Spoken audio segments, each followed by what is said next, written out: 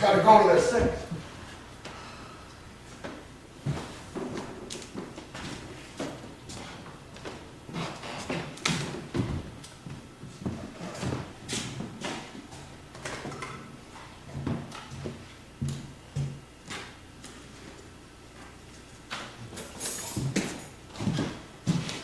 Okay? Okay, I'm Cynthia Bianco from Tetra Tech. Tape roll. Tape roll. Yes. No?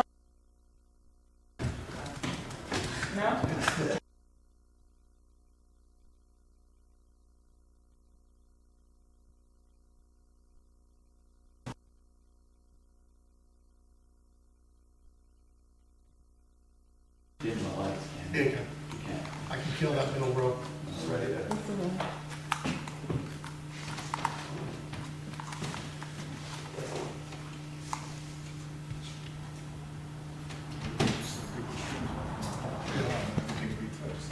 I'll let her get started. Okay. Okay. All right, good evening. Thank you all for coming. I'm Cynthia Bianco from Tetra Tech. I'm here to talk to you about the Town of Shandaken Floodplain Management Plan. I'll give you a little bit of history about it. And since it's a small group, if you have any questions, just stop me as I'm going. I'll be happy to answer any questions. So, first of all, as people were walking in, I was wondering who's familiar with the floodplain management plan. So 5 years ago, 2013, the town was funded by a grant by the Shandaken Watershed Stream Management Program to write their first floodplain management plan. And that was to help understand the detailed causes and impacts of flooding in the community. And it was also written to support participation in the community rating system, CRS program. And I'll talk a little bit more about that. In the CRS, the plan has to be updated every 5 years. So the town was able to get funding to update this plan in 2019.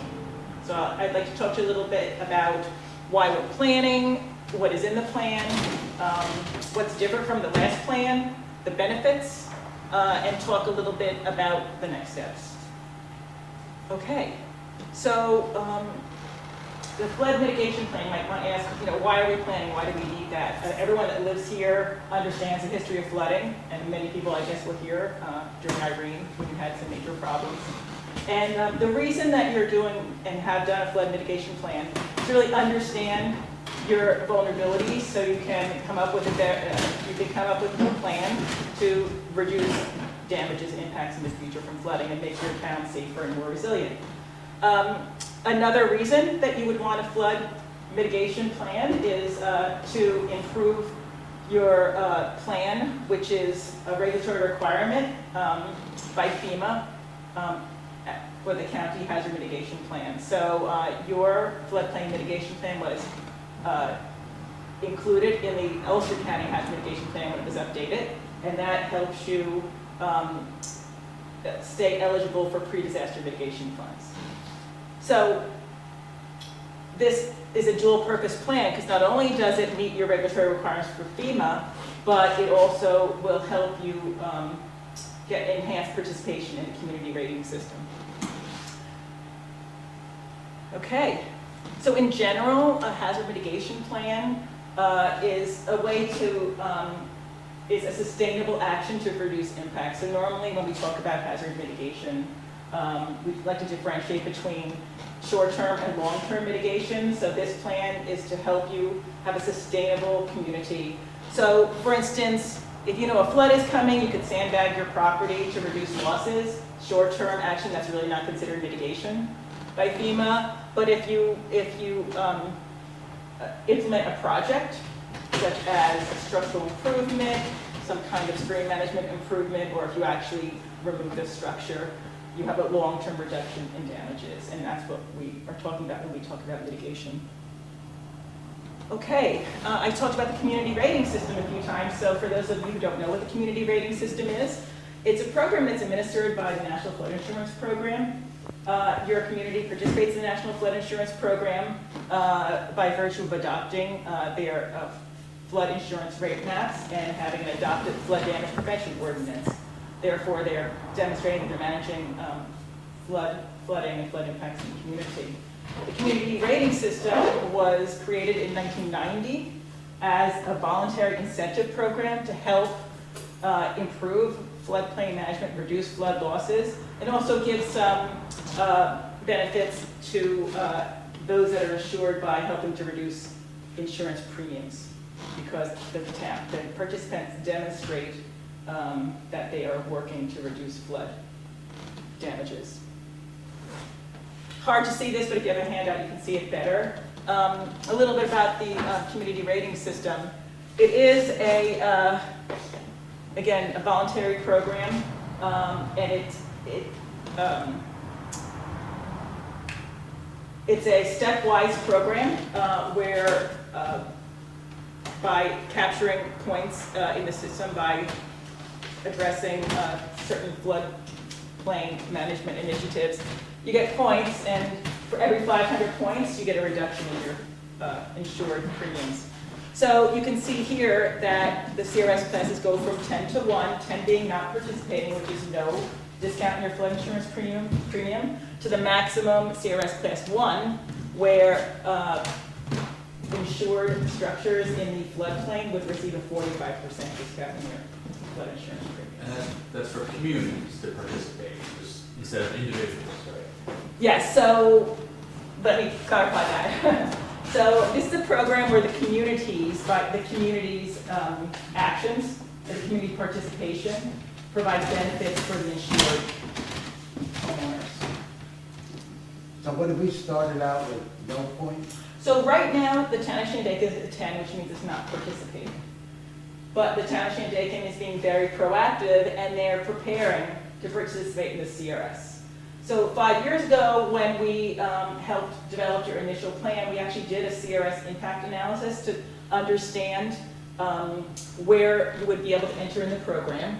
And conservatively, we thought that with this floodplain management plan and all the regulatory requirements you have in the town, we estimated that you might go in as a class 6 or 7.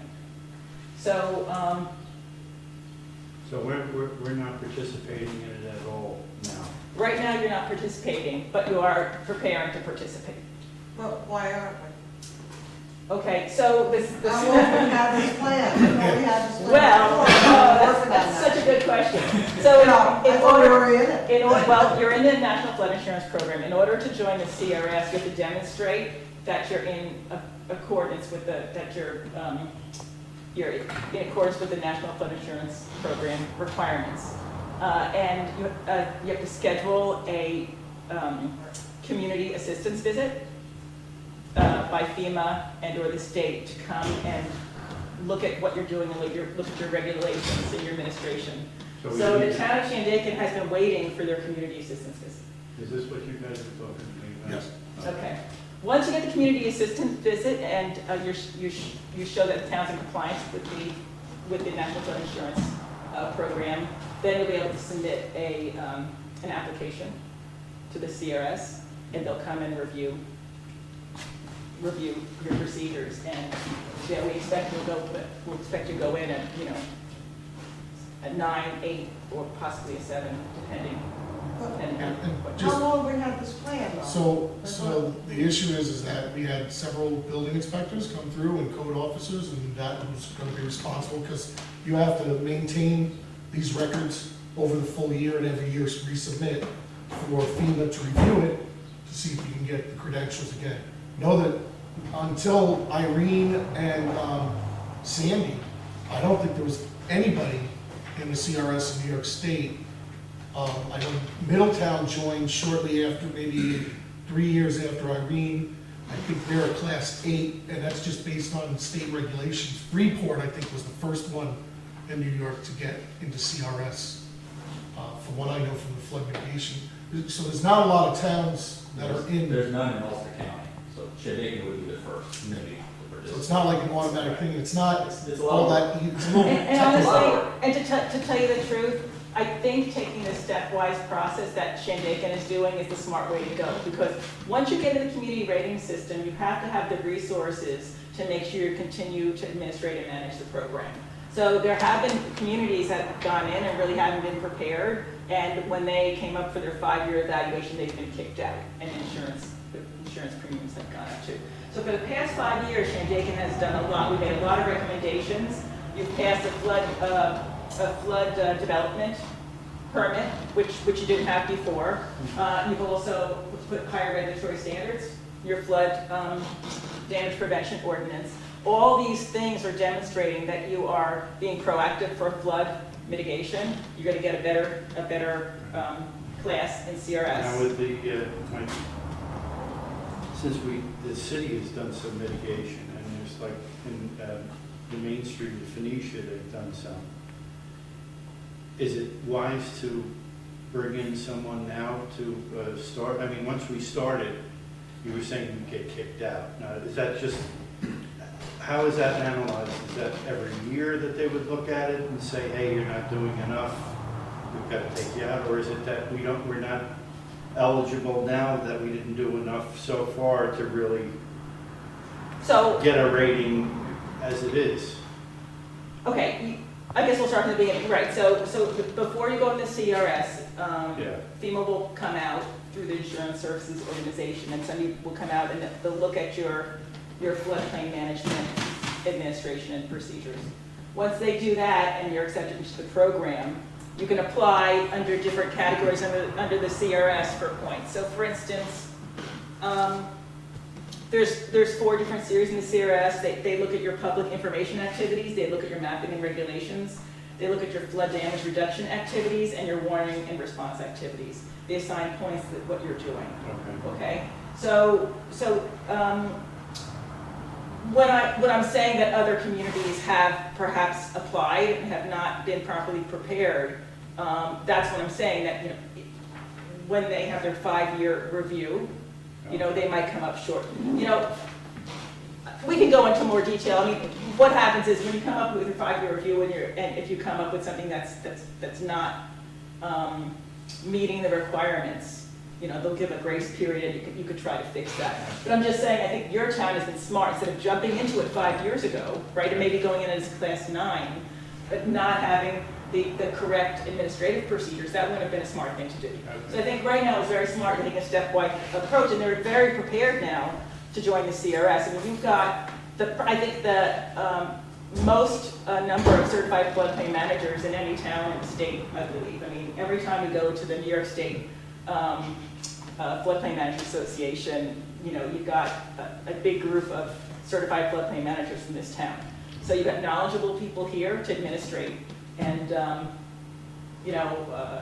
at this point, I think you're in a very good position to voice it. I mean, again, there's things that you have to put in place to make sure that it's being done regularly before you jump in. You don't want to just say, okay, we're going to start keeping track of this, and kind of wing it. Yeah. So one case being elevation certificates. We didn't have elevation certificates anywhere in this town, like none on record. But they like to see that you're keeping a separate file for all these buildings that are within the floodplain to know actually what their elevations need to be relative to the floodplain. Again, the creation of the floodplain development permit was a big one. Now that's pretty standard, and it becomes part of routine. Even as simple as things with the emergency contact cards going out, giving those to people and continuing to do that and seeing that they're going out. Once it becomes a routine, it's a lot easier to maintain it than to just kick something in and say, okay, we're going to do this from now on, and you go, we don't know how to track it, we don't know how to do it, and it gets dropped. YouTube with all the videos, the website, and the emergency alert system we're on for 2 years now. Where we can alert the public and for all emergencies and all that. Right, all these things are Yeah. most likely creditable, and so when you apply, you'll be requesting credit for all those activities. Yeah. The percent reductions are in 2 columns, which one are we in? Well, that just shows that some properties are in the regulatory floodplain, the special hazard flood area, that's the SFHA. So those properties get a higher discount. Once they reach class 7. Say But the class properties 7. outside the floodplain, they're capped at 10%, because those properties have less risk. But they generally have a lower preferred rate. So if you're outside of the flood hazard area, you get a standardized rate that they have because generally you're not in a hazard prone area. So, but you still want to carry that flood. Again, there's people that are right on the outside. It's always good to carry in case you know, Right. runoff occurs or something. So that just illustrates that you get, you know, a bigger benefit if you're in the floodplain, and the people in the floodplain have higher insurance premiums, so those people, you know, with participation in CRS get a higher discount. Yeah, I don't know where I am. You're in it. You're right next to the stream, John, you're in it. Yeah. Okay, so back to the basics of CRS. So for every 500 points, you obtain a class in this CRS. So if you're a class 9, if you have 500 points, you're a class 9, you get 5% discount. Everybody gets 5% discount. And when you get 1,000 points, then it goes to 10% discount, right? And so on and so forth. So just so you understand the value of this plan, just for activity 510, which is the floodplain management plan, you can get up to 382 points. So that's, you know, getting to be 2/3 of a class right there just for this plan. It's well written. Okay, and then there's another element called the repetitive loss area analysis, which we have added onto the scope of this work. And that element gets an extra 140 points. So between these two plans, you almost have a whole class. Just by itself, you'd be able to get to be class 9 for this. What percentage would it bring it down? For one class is 5%. Oh, every class is. Every 5. class is 5%. So anyway, so it's just, in my mind, a good investment, you know, it's providing a resource for the town, a resource to help you make decision-making and understand how to prioritize projects, where the problems areas are, right? A list of projects that the town has looked at and anticipates funding. So it's a roadmap for really buying down your loss. And as a benefit, you know, it can provide some relief in flood insurance premiums. Okay, this is something you probably want to look in your handouts too. So this is just talking about what is part of Activity 510, which is our floodplain management plan. The majority points are in a few areas. There's 120 points for involving the public. So we've had, all of the meetings have been open to the public and posted agendas on the website. We have this public meeting, we've had announcements on Facebook, and we've had press releases. So very important part of this process is the public process, and the public, you know, all along has been able to come and participate. And at this point, with the draft plan, we'd be very happy if you would review the plan and provide any feedback. The other major area for points is the creation of an action plan. So that's the list of mitigation projects that's in the plan, and that also provides a lot of points. And we'll go over in a little bit the kind of projects that are in the plan. So as I said, the number of points for this plan is almost 400 points, 382. Now, are these points, you have to renew them every year, or is you get some points, they're good forever? So the way the CRS works is that you get credits for different activities. So for this activity, you're getting a certain number of points, right? And then that's good for 5 years. Okay. For the performance period is 5 years.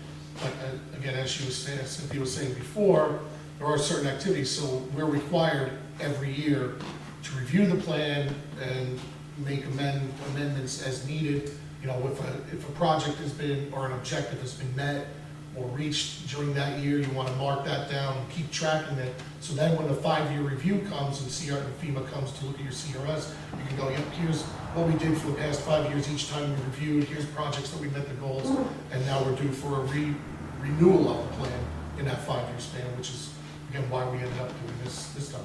Just to, again, to create those habits and get that So going. for the past 5 years, Lieutenant Shandaken through the Safari Committee has been reviewing the floodplain management plan and has been evaluating the process, the progress.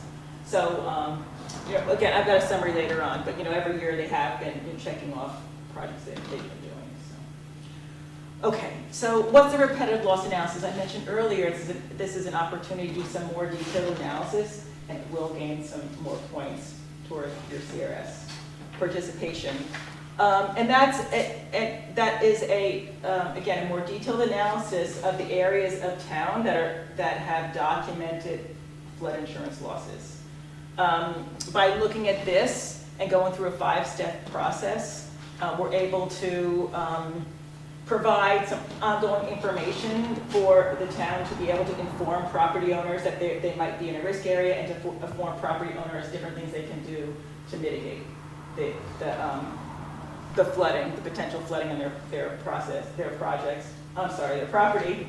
And they will also be able to inform property owners, or maybe support getting some funding for these mitigation measures, depending on what they are. So this repetitive loss area analysis, to me, is a very big benefit. It's a bit of a challenge to get all the information, but once it's put together, they'll have a list, and they'll be able to do outreach to these property owners every year, and be able to monitor that list and support homeowners in helping fund mitigation actions, or helping inform them what they can do to reduce their losses. So the percent reduction is for everybody in the town. Either everybody gets it or nobody gets it. Correct. Well, so everyone has flood insurance, and when you say that the discounts for everybody, as we said before, depending on where your property is, it depends on the discount. Right, but it's town-wide for anyone that's insured. So the town is an entity. In other words, if you do something in Pine Hill that gets points, I benefit. For the whole town. Whole The town. whole town benefits, no matter what it is. Okay. I wonder if anybody knows what the total amount of flood insurance the town pays. We do have that. I can tell you that there's about 200 policies in the town, and the average premium is about $1,400.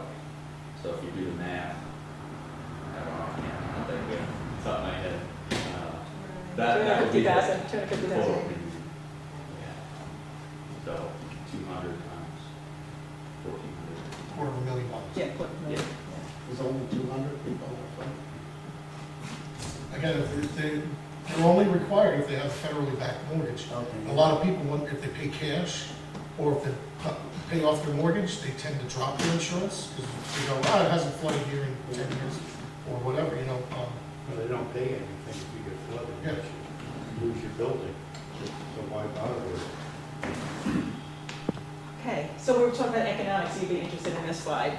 So this gives a summary of what the potential savings would be when the town joins CRS. So if the town joins at class 9, the total savings townwide would be $13,000, and the average savings policy would be $143. So if it goes down to a class 6 with a 20% reduction, the total townwide savings would be close to $50,000. And the average savings on a policy in the floodplain would be over $500. So, something's definite benefit to the So residents. they don't, the only thing is like what John was saying, the town is from Mount Tremper to High Mountain. So there's so many different areas that what if one area concentrated on doing the most flood mitigation? Why wouldn't it help that area more than the, Well, a lot of the strategies and projects have to do with codes or regulations. They can be regulatory, right? So, higher regulatory standards with your flood damage prevention ordinance, installing the monuments around town to help reduce the cost of getting elevation certificates, getting better elevation certificates. Those are things that are administrative that helps the whole town. You're not getting points for a particular project, you're getting a point for your management. oh, I see. More to your, the reason is that FEMA sets their regulatory rate based on the municipality, Right. not on they don't break it down It into doesn't go smaller on sections. different floodplains. Yeah, they don't even do it with different stream channels or watersheds. It's like really just based on Because you would think that proximity and height. If you could change a whole floodplain, what would you have to do? You'd have to change that on the map, Correct.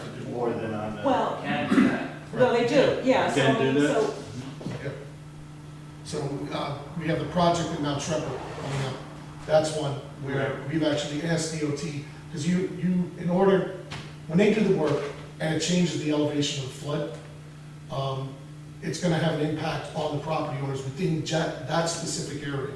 I see. So that's gonna be their direct benefit, is they get the project is gonna help lower them, and that'll help lower their premiums hopefully, because their proximity to the top water surface elevation during flood. But overall, they're still in that flood hazard area, and there's possible damages that can come, so FEMA just looks at it as again, the proximity to the water. Right, so once you do that, you'll get a letter of map change. Yeah, so And then that'll be documented. And we're then- talking to DOT, because you have to apply through FEMA to get the map to change, so they have to, DOT would then send all their information, their houses, their graphs and everything else showing the elevation drop, and FEMA would then reissue the map And amendment. then you would need new elevation certificate showing your height above the base flood elevation. So, if you bend lower waters at a foot of that structure, your premium's gonna go down. Right, Right. yeah, it's true. That doesn't affect your CRS rating, that's specific to your insurance Individual. premium. Those are all really good questions, and I'm glad you're asking for clarification, because I know, I was trying to give a general overview, but obviously it was too general, so. There we go. There's some smart folks in Shandaken. Yeah, it's true, it's true. So, so let's just talk a little bit about what was in the last plan and why this plan is different. Why are we doing that? All right, so, this is what the plan looks like. So this is online, right on the town website, on the flood mitigation page. And this is the updated the old plan. So it's actually pretty similar to the old plan, but your vulnerability has changed. When we, in 2013, when we did the plan, you did not have your new flood maps. You had preliminary flood insurance rate maps, and we were using old, it was called Q3 data, okay, which was not digital. And so our flood analysis was done on the old data. Once we got the new data, right before we adopted the plan, we did do a review, and we did put a paragraph in the old plan summarizing the changes of those new maps, right? But now this plan is based on not only the new flood insurance maps, but we incorporated any specific local analysis that was done and available. So for instance,